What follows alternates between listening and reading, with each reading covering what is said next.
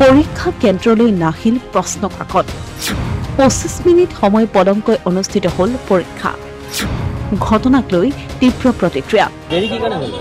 দেৰি মানে পেপাৰটো অকমান দেৰি হৈছিলে কি কাৰণে দেৰি হ'ল অকমান দেৰি হ'ব দিলে বাৰু সোনকালে খালি হেৰি অকমান আধা ঘণ্টামান বেছি দিম বুলি ক'লে টাইম বহাই দিলে মানে গম নাপালোঁ কেলে দেৰি হ'ল কিমান সময় দেৰি হ'ল 40-50 মিনিট এঘণ্টা হ'ল শিক্ষাৰ্থীৰ জীৱনক লৈ যেন হেতালি খেলিবলৈ নেৰিলে শিক্ষা বিভাগে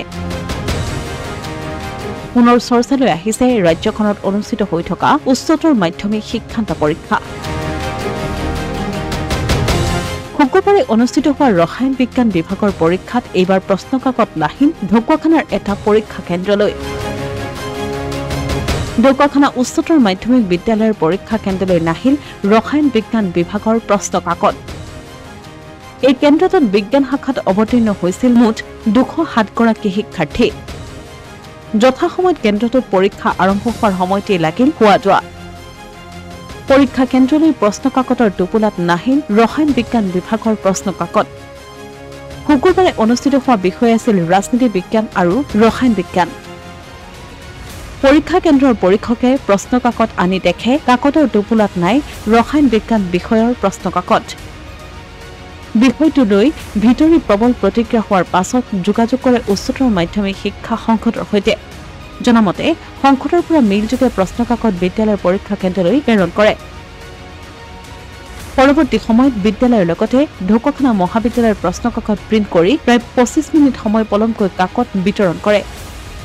এই ঘটনাক লৈ পৰীক্ষাৰ্থী তথা অভিভাৱকসকলৰ মাজত সৃষ্টি হৈছে তীব্ৰ প্ৰতিক্ৰিয়াৰ সম্পূৰ্ণ আমি গাৰ্জেনে ল'ৰা ধৰিবৰ কাৰণে পৰীক্ষা ল'ব ওলাই আহিব ধৰিবৰ কাৰণে আমি মানে ৰখি আছোঁ এতিয়া ছায়েন্সৰ ল'ৰাখিনি উলিয়াই দিয়া নাই শুনিছোঁ বোলে এঘণ্টা লেটকৈ পৰীক্ষা আৰম্ভ হৈছে 800খিনি গ'ল নেকি 800খিনি ওলাই গ'ল 4:30মান বজাত ল'ৰা ছোৱালী পৰীক্ষা দি শেষ কৰি কিনি আহিব লাগিছিলে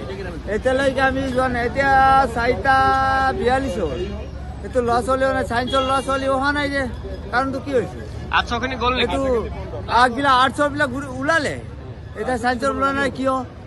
এতিয়া আমাক লাগে এই স্পৰ্শকাতৰ বিষয়টো অৱগত হৈ ঢকুৱাখানালৈ ঢাপলি মেলে লখিমপুৰ জিলা বিদ্যালয়সমূহৰ পৰিদৰ্শক হেমচন্দ্ৰ শইকীয়া